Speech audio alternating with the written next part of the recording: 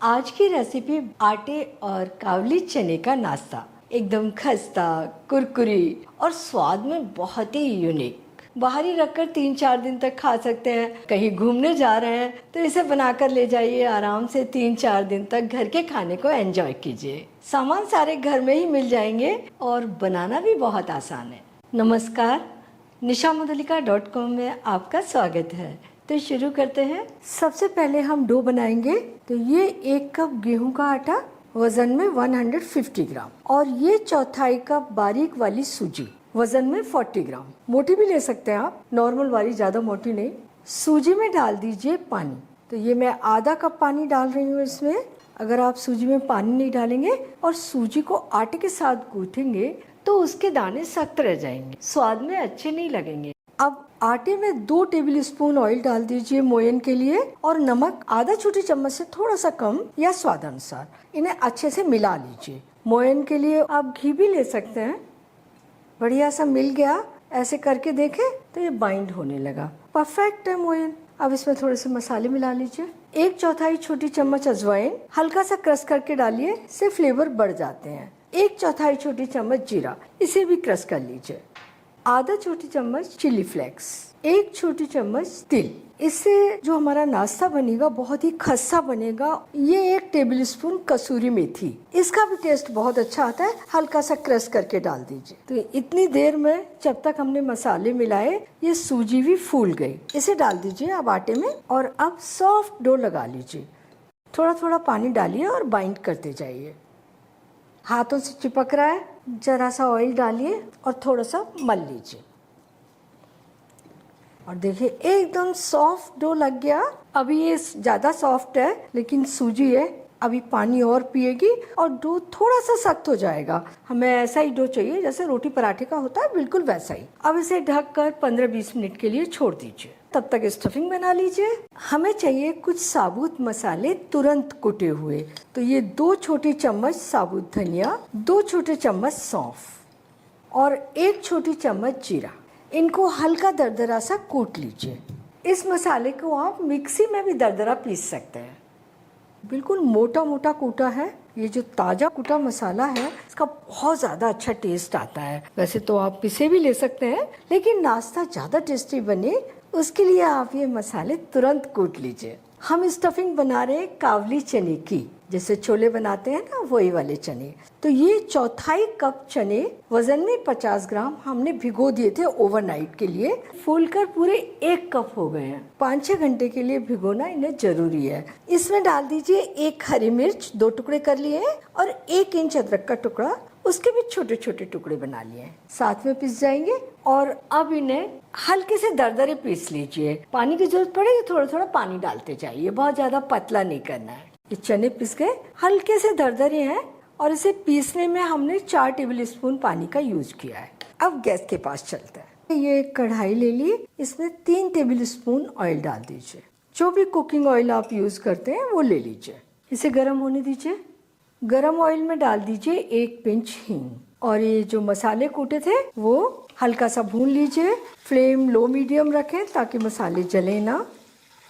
और अब डाल दीजिए ये पिसे हुए चने का पेस्ट, मिला दीजिए। ताजे कुटे मसालों की बहुत अच्छी खुशबू आ रही है। अब इसमें थोड़े से और मसाले, आधा छोटी चम्मच नमक या स्वाद अनुसार, 1/3 छोटी चम्मच हल्दी पाउडर और आधा छोटी चम्मच कश्मीरी लाल मिर्च। पहले 1 हरी मिर्च डालिए, काफी तीखी थी वो, अदरक भी डाला है। और ये 1/3 छोटी चम्मच गरम मसाला, इससे भी बढ़िया सा तीखापन आएगा। और मिर्ची आप अपनी पसंद से थोड़ी सी कम ज्यादा कर सकते हैं। और ये 1 छोटी चम्मच अमचूर पाउडर। अमचूर पाउडर ना हो तो चाट मसाला डाल दीजिए, फिर नमक थोड़ा सा कम डालिए। और अब इसे लो मीडियम फ्लेम पर अच्छे से ड्राई होने तक भून लीजिए। ये 4-5 मिनट में अच्छे से भून गई। देखिए खिली खिली हो गई है। बहुत ज्यादा ड्राई मत कीजिए, बस इतनी काफी है। इससे खुशबू निकलने लगी है। ये 1 पिंच बेकिंग सोडा, ये इसमें डालकर मिला दीजिए। बिल्कुल 1 पिंच लीजिए, ज्यादा बिल्कुल नहीं। बेकिंग सोडा डालने से स्टफिंग के अंदर एक अलग तरह का टेस्ट आ जाता है और जो कचौड़ी के शेप में दिखने वाला नाश्ता है ये स्वाद में एकदम डिफरेंट है, क्योंकि इसके लिए डिफरेंट स्टफिंग बन रही है। तो ये बहुत फूली फूली बनेगी। मुझे कई बार कमेंट मिलते हैं कि बेकिंग सोडा मत यूज कीजिए, ये नुकसानदेह होता है। तो ऐसा बिल्कुल नहीं है। ये खाने में पुराने समय से यूज होता आ रहा है, बहुत कम मात्रा में यूज होता है, नुकसान बिल्कुल नहीं करता। ये पेट को ठीक करने में मदद करता है। लेकिन हाँ, रोजाना बहुत बहुत सारा बेकिंग सोडा मत यूज कीजिए। तो ये सारे अच्छे तरीके से मिल गए, फ्लेम बंद कर दीजिए और स्टफिंग को थोड़ा सा ठंडा करने रख दीजिए। स्टफिंग ठंडी हो गई। अब कचौड़ियों में भरने के लिए थोड़ी थोड़ी स्टफिंग लेके गोल कर करके रख दीजिए, बाइंड करके। भरते समय थोड़ा जल्दी हो जाएगा। तो सारी स्टफिंग से इसी तरह के गोले बना लीजिए। डो को रखे भी 20 मिनट हो गए, ये भी बढ़िया सा सेट हो गया। तो थोड़ा सा हाथ पे लीजिए ऑयल और इसे मल लीजिए। बिल्कुल सॉफ्ट डो है। अब इसकी लोइयां बना लीजिए। साइज आप अपनी पसंद से थोड़ा सा बड़ा छोटा जैसा चाहे रख सकते हैं। अब इन्हें भर लेते हैं। हाथ पर थोड़ा सा ऑयल लगाइए, आटे का एक टुकड़ा उठा लीजिए, गोल कीजिए और अब इसका प्याला बना लीजिए। इसमें से एक स्टफिंग का टुकड़ा उठा लीजिए और इसे बंद कर दीजिए।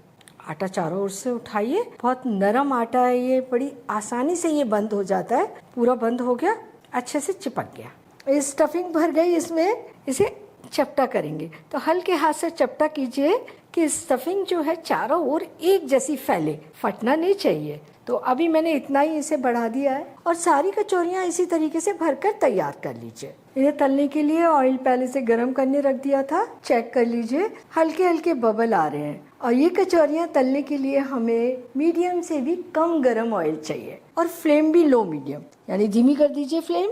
हाथ के ऊपर थोड़ा सा ऑयल जरूर लगा लीजिए ताकि चिपके ना। और इन कचौरियों में से अब एक कचौरी उठाइए और इसे इस तरीके से, जैसे पहले दबा के आपने थोड़ा बढ़ाया, अब इसे और ज्यादा बढ़ा दीजिए, मतलब पतला कर दीजिए। इतनी मोटी नहीं होनी चाहिए। आप चाहे तो बेलन से भी कर सकते हैं, लेकिन हाथ से ज्यादा अच्छा है, क्योंकि हाथ से करते हैं तो ये फटती नहीं है। देखिए काफी पतली हो गई ना।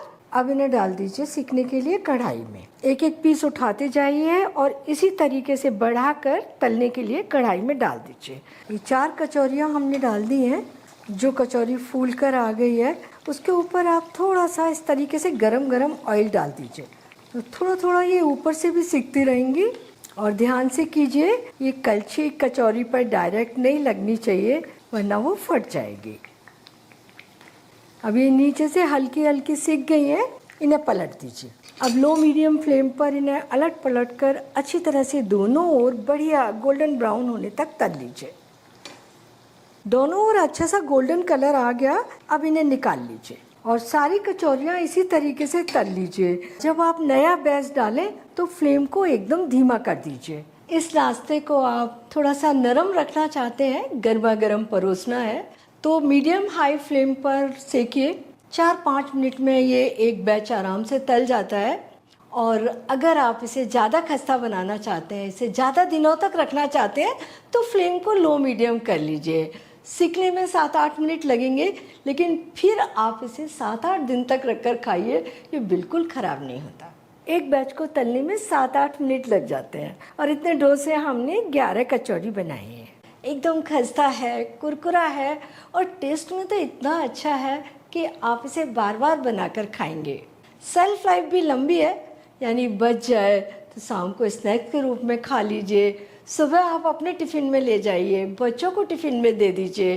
बनाना बहुत आसान है, लेकिन जब आप डो लगाएं तो उसे एकदम सॉफ्ट लगाएं और स्टफिंग भरें तो पूरा ध्यान रखें वो खुली नहीं रहनी चाहिए। और तलते समय ध्यान रखें फ्लेम मीडियम हाई हो। आप बहुत अच्छी ये आटे की काबली चने वाली कचौड़ी बनाएंगे, बहुत पसंद आएंगी आपको। तो अगली छुट्टी में आप यही नाश्ता बनाकर खाइए और मुझे बताइए कैसी लगी। अपने सजेशन देते रहिए, इनसे मुझे बहुत हेल्प मिलती है। अगर आपने मेरा चैनल अभी तक सब्सक्राइब नहीं किया है तो प्लीज़ जल्दी से कर लीजिए। बेल आइकन भी दबा दीजिए ताकि मेरी नई रेसिपी के नोटिफिकेशंस आपको मिलते रहें। फिर मिलते हैं एक नई रेसिपी के साथ।